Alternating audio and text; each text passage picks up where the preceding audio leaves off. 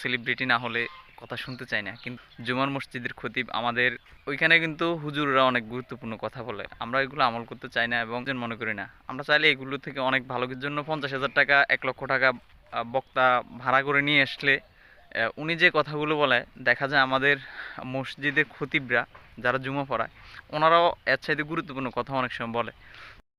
আসসালামু আলাইকুম, কেমন আছেন সবাই? আশা করি সকলে ভালো আছেন, আল্লাহর মতো আমি ভালো আছি। আমি বেশ কিছুদিন আগে ঠিক এই জায়গা থেকে একটা লাইভ করেছিলাম এবং বেশ কিছু গুরুত্বপূর্ণ কথা বলেছিলাম।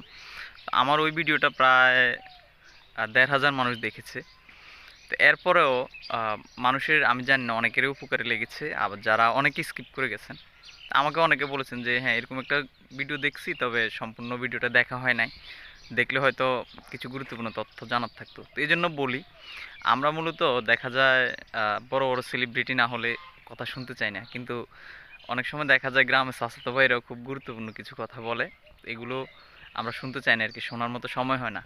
যেমন করে যেমনটা হয় ধরেন জুমার মসজিদের খতিব আমাদের এলাকা পাড়াভিত্তিক যে সকল জুমা মসজিদ আছে ওইখানে কিন্তু হুজুররা অনেক গুরুত্বপূর্ণ কথা বলে, আমরা এগুলো আমল করতে চাই না এবং আহ, সম্পূর্ণ বয়ানটা শোনার আমরা প্রয়োজন মনে করি না। আমরা চাইলে এগুলো থেকে অনেক ভালো কিছু আমল করতে পারি। এর জন্য 50,000 টাকা 1 লক্ষ টাকা বক্তা ভাড়া করে নিয়ে আসলে উনি যে কথাগুলো বলে দেখা যায় আমাদের মসজিদের খতিবরা যারা জুমা পড়ায় ওনারাও এর চাইতে গুরুত্বপূর্ণ কথা অনেক সময় বলে, কিন্তু আমরা ওনাদের বেতনগুলো ক্লিয়ার করতে চাই না। এটা হচ্ছে আমাদের চারিত্রিক স্বভাব আর কি।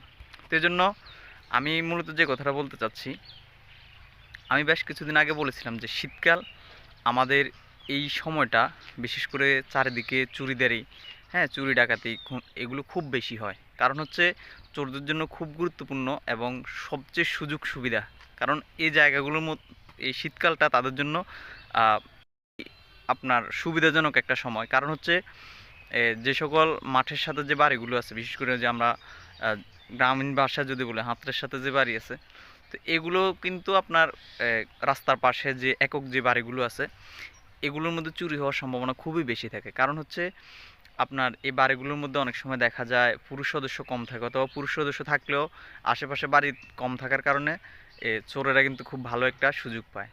তো এই জন্য আমাদের তো আর সম্ভব না যে একটা বাড়ির জন্য একজন সিকিউরিটি গার্ড আমরা নিয়োগ করব রাত্রি পাহারা দেওয়ার জন্য, নৈশ প্রহরী। এটা তো আর সম্ভব হয় না, কারণ এটা আমাদের সাধ্যের মধ্যে নাই। কিন্তু সাধ্যের মধ্যে এতটুকু সম্ভব যে আমি বাড়ির 4 কোণটা 4টা লাইট দিলাম, বাইরের অংশে একটা লাইট দিলাম, এটা সম্ভব। কারণ হচ্ছে এটাও কিন্তু একটা সিকিউরিটি হিসেবে কাজ করে।